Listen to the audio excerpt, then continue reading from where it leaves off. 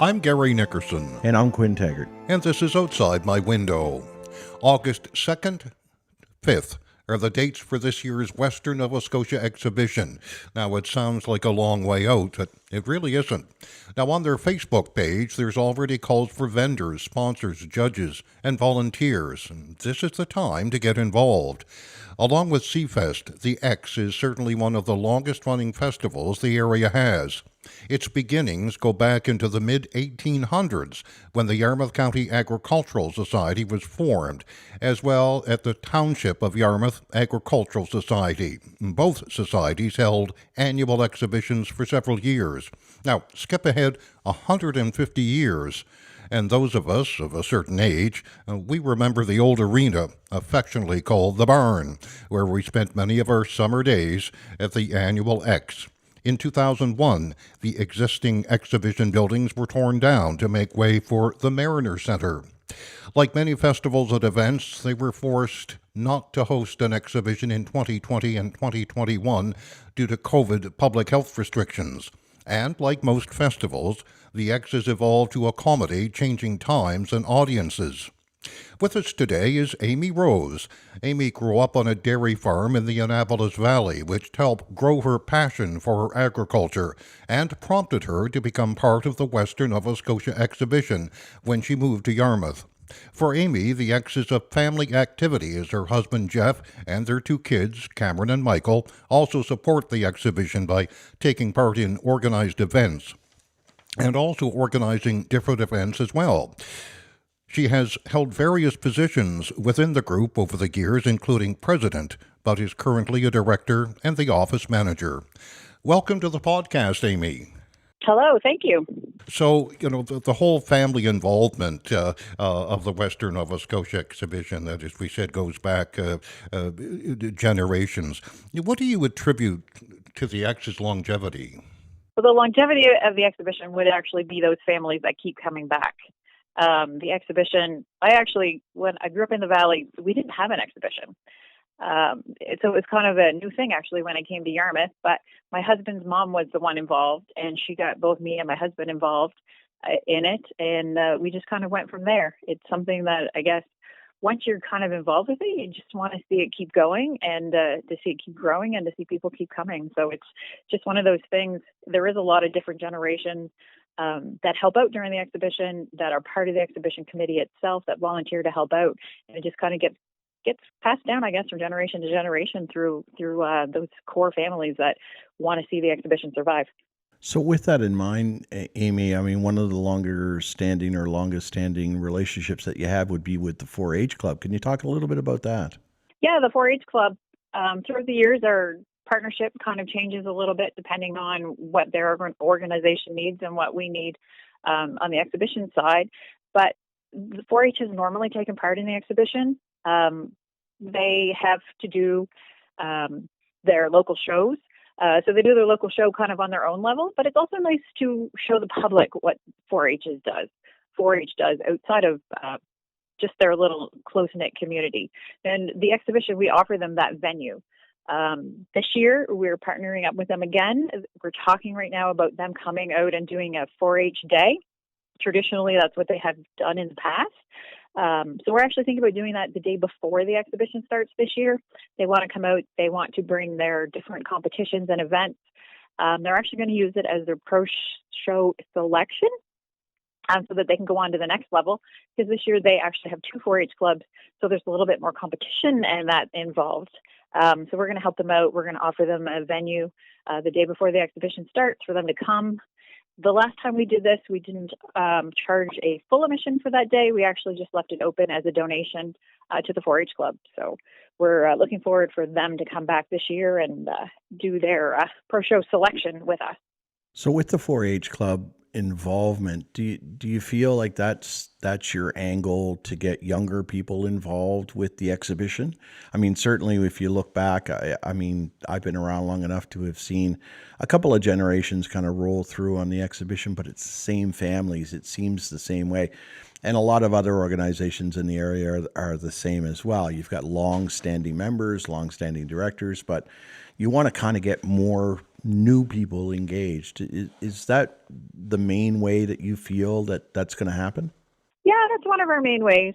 Um, 4-H only goes until they're 21. So it's kind of what do they do after they're 21 if they really like the exhibition scene and the exhibition environment. And that's kind of where we step in and we can offer them the opportunity to join our committee, to help organize something, to help them bring their vision of what they want to see as an exhibition too.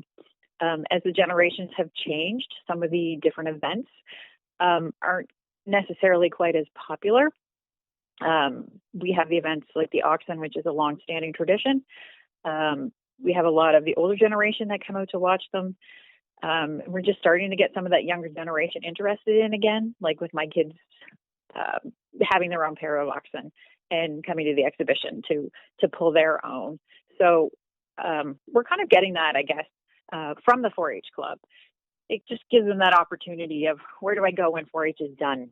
Now you brought up the oxbow, and I mean, I remember back when I was younger. I mean, they had teams used to come across from Maine and all over to do that. Is that still a thing?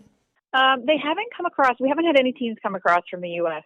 and that kind of got a stop put to it. I want to say almost 20 years ago, back in 2003, when the mad cow disease was found in Canada, and they automatically shut down the border. So we haven't had any come to Yarmouth, but the Bridgewater exhibition just announced that they are having some come to their exhibition this summer. So it's starting to look like they're starting to want to move across the border now. And with that Bridgewater pull, they are going to, there's 4 teams coming from the U.S. to their pull. And then in September, there are 4 people from here that get to go down to their exhibition. So maybe we can get that going again here at ours now that somebody has started it. That's definitely something we can look forward to in the future, hopefully. And with the boat back in service, I mean, that's going to help too. Yeah, the boat will help with definitely with some tourists that want to stop by the exhibition. Is Yarmouth County Ground Search and Rescue going to be involved in assisting with the parking this year? As far as we know, they are. It's been a long kind of standard tradition that the Yarmouth County Search and Rescue have manned our parking lot. Especially since we've been at the Mariners Center anyway. They are great at parking the cars. They do collect a fee, but that fee goes directly to them, so they get to keep whatever it is that they collect as the parking fee, and it just pays for their time and their effort because we are a 4-day event, so they have to be there all 4 days. They start at 9 o'clock in the morning and they probably go until 10, 11-ish at night. So it's a long day for them. They have to get their volunteers that come out too as well. So, but it's a great opportunity for them to raise a little bit of money. They like working. I think they like working with us because they keep coming back. Last year, we also offered them the opportunity that we own a dunk tank. And normally we partner up with a community organization to help them fundraise. So last year they took that over and they came up with the schedule and made a little bit of extra money, bringing some local celebrities in and giving the audience and the people that were attending the exhibition the chance to dunk them and for them to raise a few extra funds. Are there specific events, Amy, that you'd say really reflect the core values of what the Western Nova Scotia exhibition's all about? Well, we have some main events, and the main events, I guess, we are an agricultural exhibition. So we try to promote that a little bit as part of, because that's part of our mandate for being an agricultural exhibition. So we have our traditional, what we call, I guess now they're kind of outside events, but we have the ox pulls. There's the light horse program. A few years we'll have the draft horse program. We don't have a lot of draft horses in Southwest Nova Scotia, so it's one of those things that's kind of, it depends on if people want to take the time to come down. But I think it's really those core events that kind of hold the exhibition kind of together. We kind of branch out. We try some other different entertainment to try to bring in the crowds that aren't agriculture related, because unfortunately Yarmouth isn't big on agriculture down here. Where we're at the tip of the province, we don't have the best fertile soil and that. So that makes it a little bit difficult. But I feel that those events outside are really what kind of keeps our exhibition going. It's those people that they want to come back every year. They can't wait to register. They can't wait to come. And they really bring the exhibition to life. You know, being a townie for many, many years, I love going to the exhibition because it was a whole new experience, things that I didn't know about. You know, remember the first time that I milked a cow out there? I mean, it really is an eye-opening and learning experience for those that, don't live in rural part of our area. And that's the thing that we try to do too. Another big event or another big part of the exhibition is we always have the kitty farm. And with the kitty farm, we try to bring in some baby animals and some different animals that people in town might not necessarily see. So in the past, we've had some horses, we've had those baby calves, we've had ducks, geese, chickens, and we kind of give them the opportunity to get up a little closer to them, to see them up close, to give them a pat so that they can say that they've patted a cow. We always try to hatch out some eggs during the exhibition as well so that people can see where the chicken comes from. So we try to offer those different opportunities. When people walk through the barn as well, if they stop, there's lots of people that stop and just watch an ox teamster yoke their oxen because it's not something that you see very often. And any of the teamsters, unless they're in a rush to get to the ring, they'll stand there and they'll take the time. They'll explain what's going on, what they're doing, and answer any questions that spectators happen to have. So it is a really great learning opportunity, that's for sure, for anybody that's not used to seeing those animals up close and in person. Oh, sadly, as you know, Amy, farming activities, whether it's dairy or what have you, aren't like they used to be years ago. And the Axe really keeps, these activities and traditions alive. I'm thinking of ox pulling. There's a lot of teamsters around Yarmouth that pull, but the only opportunity that they ever have to show anybody around here is at the exhibition. So we do kind of keep that tradition going a little bit, because without having the exhibition here, you'd have to go to other spots in the province to see something like that. So it definitely helps to keep some of these old things going. Now, certainly, Amy, COVID pulled the shorts out from a lot of people and a lot of different festivals over the years. You guys had to cancel out a couple of years running, but during that time, what was your thought process with the board of directors as to how you were going to evolve the X so that something post-COVID would stick? COVID worried a lot of us, actually, because how do you take such a break from organizing something so big and be able to come back? One year we thought we could do it. After the second year it was canceled, it was it gets a little more worrisome. There are expenses that you have to partake in, whether you hold an activity or not and hold the event or not. So we were lucky. We had a lot of support from the community that helped us keep going during COVID. But last year was, I don't want to say it was a big struggle, but last year it was challenging to get back into the mind frame of, oh my goodness, we have an exhibition in a couple months. Because we didn't really find out until March, April that we could technically hold an event when those restrictions were lifted enough to hold things. So we were kind of scrambling a little bit. Nobody, I want to say, was really in that mindset last year of, oh my goodness, let's get this going kind of thing. But we managed to pull it together. And this year we have an excited bunch of board members, of directors and associate directors that have come together. But this year too, it also seems to be, we have a bunch of new people that have joined our committee that want to see things come back. So it's been this year's been really good for us.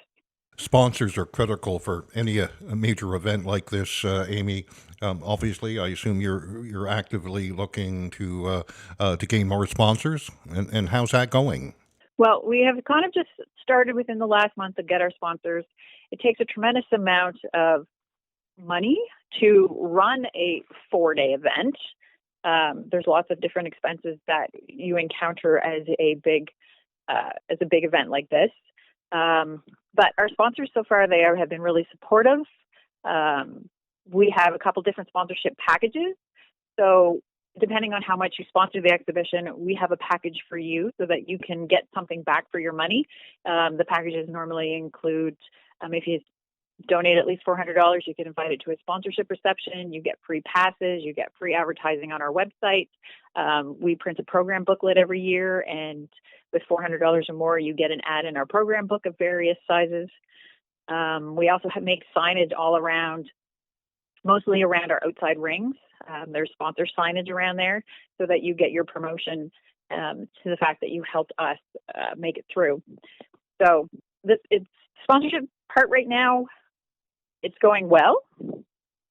We do actually, I want to just recognize we have a new sponsor that actually came on this year, Huskisson's Funeral Home. I don't know if you know, but we have 4 sets of portable bleachers, and we offer those portable bleachers out for rent for other community organizations that are holding an event and don't have any seating. And to help keep some of those costs low, we have sponsors, and Huskisson's came on as a sponsor of a bleacher this year. So we were super excited to have them. We also had Gary and Construction come back as a sponsor to help out with the bleachers as well. But right now, the sponsorship part is going well. I'm normally in charge of invoicing, so I've been busy invoicing some. We have to say thank you to CarQuest. We had a new sponsor, Creamy Treat Ice Cream from down in Pubnico. They're coming on as a sponsor, as well as Here Canada is a new sponsor this year. IMO Foods is sponsoring again. Pink Star Barrow is sponsoring. So the list is small right now, but it's slowly working its way up every day. And it just highlights the fact, support local, support local, support local. These are the people that make our events happen. They are. They are. So I highly encourage anybody. I know lots of people like to go to Halifax to go shopping, but yeah, can't forget about what's here in our community and how those people in the community support different events and that. Because most of them, they don't just support the exhibition, they also support lots of other events that happen around here. I know that you still get some of the big box stores that have like names like Canadian Tire and McDonald's, but those are locally owned and operated, and therefore you are supporting local by partaking there. And then you've got other ones that are kind of, the big box and the money's going out of the community as part of that. But there's a lot of local stores and shops and so on that contribute into these events. So, think twice about going to the city. Some of them, sometimes they don't donate money, but they'll donate different things that help out with the exhibition. Normally Superstore donates bottles of water because normally during exhibition week, it's pretty hot out there. And we have judges that are outside. We have the ring crew that's busy making sure that the events are going on. They're moving those heavy ox weights around. So even donations like that help out. So when it comes to event organizations, judging and the like, who are you actively looking for right now?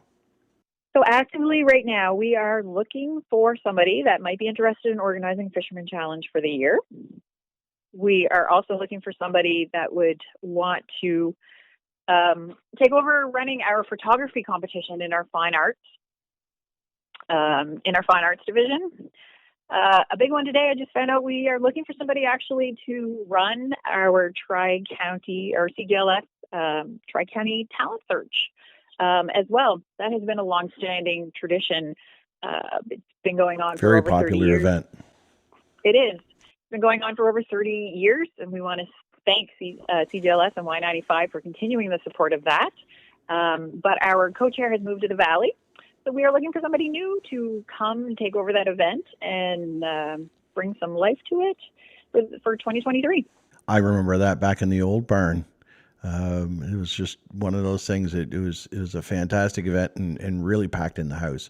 And I think it still does. I mean, people like to come out and see people they know do stuff. They do. So and it's really good because we have a rising star category, which is for the younger kids. We have the open category, which is for the adults.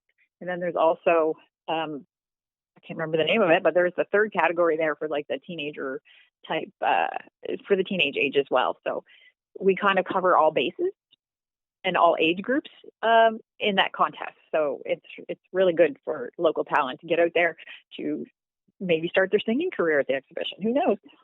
Well, and it's not just singing either. It's like Canadian Idol. It's an open competition. Although a lot of people do like to sing. It is. Probably 90% of it is singing, but last year and the last few years, we've had someone come play the spoons. So that's been a good one as well. We've had some just come play music on buckets. So there's been dancers as well. So yeah, it is a talent show, not necessarily just a singing contest, but it is a talent show. So if you have any form of talent that you want to share with an audience, by all means, we invite you to come to our Tri-County Talent Search this year. Last year there was no midway, but that was not a decision of the Agriculture Society or the Western Nova Scotia Exhibition folks, was it? It was not. A lot of people don't know this, but the Midway is not owned and run by the exhibition. That is actually owned by a company out of New Brunswick, and they were the ones that made the decision not to come. We got a lot of flack last year because there was no Midway, and a lot of people associate the exhibition and the Midway together. But for reasons that were more beneficial for the company, they decided it wasn't worth coming to Yarmouth. So in the end, we had Yarmouth Big Bats come, which of course is another local company. So they came. We also had Laser Tag come last year as an different activities for people to come and enjoy. It brought a different crowd to the exhibition, but it brought a lot of families to the exhibition. And we want the exhibition to be a family show and for everyone to come and enjoy. So we had a lot of young kids come. They came and bounced their day away because they could buy a bracelet and bounce for as long as they wanted. So in the end, there's some benefits for not having a Midway, but there's also benefits to having a Midway. But unfortunately, that was a decision that was out of our hands, and it wasn't something we could control as an exhibition. But you managed to pivot and make it work. We did. So unfortunately, the Midway has decided not to return again this year. So I don't know. Who knows what's going to happen in the future? But at the moment, we're trying to explore some different outside options to get people to come and to enjoy their time that is spent at the exhibition as well. So. Well, one of the things is that you can't keep everybody happy. I mean, some people just like to complain for the sake of complaining and say, oh, well, there's no Midway. Well, and then there's others that are going to be, all right, so now what? What can we do different? Here's an opportunity. Exactly. So you have to freshen things up every once in a while, and that gave us an opportunity to do something a little different, which we seem to enjoy. It gave a different vibe to the exhibition, but it wasn't a bad vibe at all. We enjoyed the crowd that was there, and the crowd that was there, we got a lot of comments that they didn't have their kids begging to go out in the Midway. They didn't have those people as you walk past the carnival game begging you to spend their money kind of thing. So there's a lot of people that said they enjoyed not having the Midway there. But I know there's lots of people that didn't come because it wasn't there. Now, for an outdoor event, of course, everybody starts stressing out about a week and a half ahead, looking at the long-range forecast for what the weather is going to bring. But you guys have a plan B and a plan C for all of that kind of thing, don't you? We try to. Lucky for us, we do have the 2 indoor spaces at the Mariner Center. The only unlucky thing is that the horses and the oxen can't go inside, so their events go on outside no matter what. But we try to come up with some other plans to move what we can inside so that people can stay dry. But you know what? You get those diehards that come out, those fans that want to see the Oxbow, and the family members of those light horse riders that want to see them compete that will come out. They'll come dressed in their rain gear. They'll bring their umbrellas, and they are faithfully sitting in those stands watching their family members compete. So, but that's the thing, like I said before, about the talent contest. People want to come out and see people they know. I mean, that's the whole draw, right? Exactly. So there's even with rain, and so far we have been pretty lucky. There was only one year that we had rain every day. Yes, I certainly don't want to jinx it, by any means. No, I was going to say this better not jinx it, but you do get a little rain normally one of the 4 days. But it's just enough to kind of keep that temperature down a little bit. It's enough to keep the dirt from the arena from being super dusty and dust getting in the eyes of people. So we have been pretty lucky the last few years where it's been just a slight drizzle, just enough to dampen that dirt a little bit and give it a little more footing. The only nice thing, though, about rain actually is when it rains, the oxen can actually normally pull a little bit more. So the oxen tend to pull some bigger loads, which makes an ox pull actually really exciting because you'll have oxen that might only be able to pull like 4,000 or 5,000 that you might be able to pull 7,000 or 8,000. That's an interesting thing. I never thought of it that way. Yeah, so sometimes it works in the ox teamster's favor. Amy, have the admission fees been set for this year yet? The admission fees, we're keeping them the same as we have. I don't even remember the last time we raised them. It was probably, I think, back in 2008, I think, is when we put them at the rates that they are now. So they're $10 a day for adults. They are $5 a day for youth. And those 4 and under get them free. We do offer a 4-day bracelet pass or a pass. For adults, it's only $25. So if you want to come even 3 times, the $25 is the way to go. And for youth, it's actually only $10 for the whole 4 days. So we think it's pretty reasonable because you get to come into the exhibition, you get to see what's in arena number 2, you get to look at all the different commercial booths. We try to have some entertainment on that stage. Normally we have a magician, the library comes and does some type of reading time.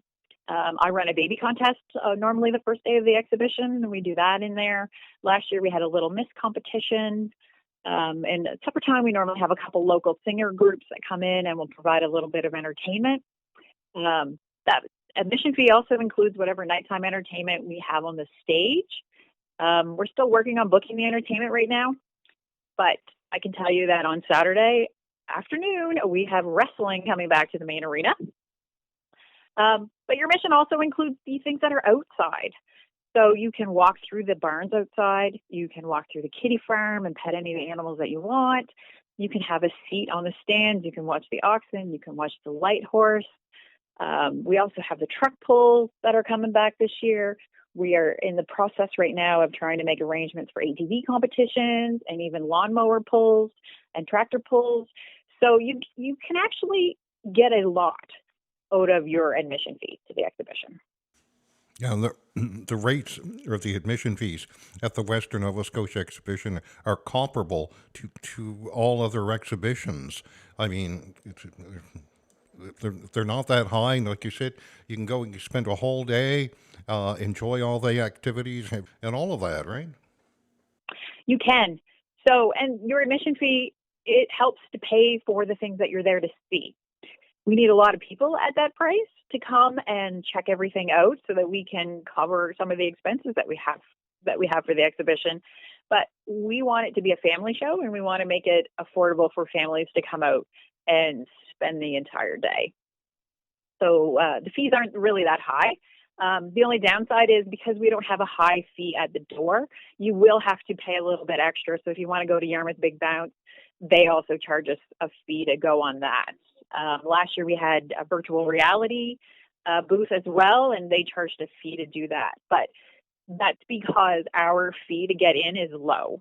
And that's reasonable. I mean, the Midway used to be its own thing. So, I mean, I don't think anybody would expect that it'd be an all-inclusive kind of price. So, yeah, well, that's what we hope. You always get those people, though, that say, oh, I paid the $10 to get in, and now I have to pay another fee for this and another fee for that. But if we were to charge one big fee, not everybody wants to come in and bounce on the big bounce, or not everyone wants to come in and do everything. So we give them the opportunity to decide once they get into the grounds what they want to do. Now, when it comes to, a carnival, if you want to call it that, or an exhibition like this, food on the Midway on the main grounds is certainly a big draw. I got to ask, are the donuts guys coming back? As far as I know, we're just waiting for confirmation from them, but those mini donuts are what makes an exhibition, right? You can't come and buy some of those hot little donuts. You can't eat just one. You can't eat just one, no. And normally the lineup for that at night, you're going to probably wait 5-10 minutes to get your donuts. So It is well worth the wait. It is, that's for sure. That's for sure. And the little bag of 10 isn't enough. You got to buy the box of 40. Well, like I said, you can't eat just one. Yes. This year we're working on trying to get a few new food vendors in. Last year we had some complaints that we didn't offer a lot of food. But because of the midway, we had some vendors that just kind of backed out on us on the last minute because they didn't feel it was worth their time to come. But this year we're working on that, and hopefully we'll have a few more food options. So, I mean, I believe we touched on this a little bit when I was asking earlier about the competition judges and organizers and like, but generally you need volunteers to make this work. And so are you at a point where you're soliciting for a general volunteer call? We're always out there looking for people that want to come help. We have our main core board that kind of oversees how everything goes. And then we have our committee members, but we're always looking for just those people that want to come out and see if we can find a job for them to do. Because there's always things that need to get done. One of the nice things that we have at the exhibition, actually, that we offer for youth is we offer junior volunteer program. And normally we take 4 to 6 junior volunteers, and they come out, I think, between the hours of 10 and 6. And they just help out and volunteer wherever it is that we might need something done. Normally we put them in charge of cookie decorating. We have always had Merns in the past make dozens of cookies and provide frosting and cookie decorations for those cookies. So we put them in charge of organizing something like that, just to kind of give them the feel of what it's like to be at the exhibition. That's a pretty sweet deal. It is, and do something like that. Normally between 9 and 12, and they get to give the cookies away. We normally give them a few cookies in return. At one point, I think I remember that you had like a chili cooking contest and stuff like that. Any of that stuff coming back? Not this year. We don't have anyone that wants to take on the task of organizing an event like that. So not this year, because it ends up it's more organization than somebody thinks it would be. It's just trying to find teams to come, and then you have to make sure that everyone's going to cook in a certain amount of time. But there's a lot of regulations too when it comes to cooking and that. So those things sometimes aren't always, well, it's fun for people to come and look and watch. You need the kitchen just to make sure that there's food safety guidelines being followed and that. So currently it's not on the plan for this year. It's not as easy to make that a spectator sport as it looks on TV. No, exactly. But speaking of food sampling, and I'm pretty sure we're planning on doing this year. Last year we started a new event called the Multicultural Festival, and we held it on the Friday of the exhibition. And we had some of the different cultural communities from around southwest Nova Scotia. They came and they actually went into the Mariner's Kitchen upstairs, and they prepared some different samples of food from their culture. And we gave out free samples to the spectators that came to the Multicultural Festival. And the whole building smelled fantastic for like days afterwards. It did. They use a lot of different spices in different cultures, and those spices all mixed together. Yeah, it gave off that nice scent that you just wanted to be like, what can I try now kind of thing. So we are planning that again for this year because that was a hit. I know last year the food, I think they started serving at 4 and it's supposed to go to 7, but by 5:30 the food was gone. So, Amy, if a business owner is listening and wants to support the Western Nova Scotia exhibition through sponsorship, or maybe folks are listening thinking they'd like to volunteer their time to help you out, easy to do. You've got a Facebook page and a web page, right? We do. So our Facebook page is Western Nova Scotia Exhibition /Yarmouth Exhibition, because a lot of people just say Yarmouth Exhibition because it's a little bit easier. But you can look us up on the Facebook. We do have a website. It's www.westernexhibition.ca. We have to thank Boost Flow last year actually for helping us get a new website put together. We are in the process of updating our forms, updating everything to get ready for this year. So not everything is on the website, but as we get it done, it will be added to it. We also have an office trailer. It's located behind the Mariners Center in just down the road on Stars Road. We are starting to have somebody in there on a more regular basis. So if anybody wanted to stop by, they could always stop in there. We have our email, which is westernnsexhibition@gmail.com, or somebody could give us a call at 902-742-8222. So let's mention the dates again for the upcoming Western Nova Scotia exhibition, August 2nd through 5th. So, make your plans and have a great family day. And, Amy, we just want to offer kudos to yourself and other staff and all the volunteers and members of the exhibition and the Yarmouth Agricultural Society for your long and dedicated dedication and compassion to the exhibition, and we know it's going to be another great one. Yes. As a committee, we're like, oh my goodness, can you believe we just pulled that off? Like, we're always super proud. We're super excited that people came. They had a good time, that they're talking about it, and they can't wait to come back next year. A lot of times, actually, one good thing about the exhibition is you come to meet your old friends, and sometimes the only time you see the friends is at the exhibition. We have people that come home from Ontario, family members, that come home just to be home during exhibition week, and it's great to see them at that time of year too. So, Amy, thanks so much for your time. Well, wonderful. Thank you. I'm Gary Nickerson. And I'm Quinn Taggart. And this has been Outside My Window.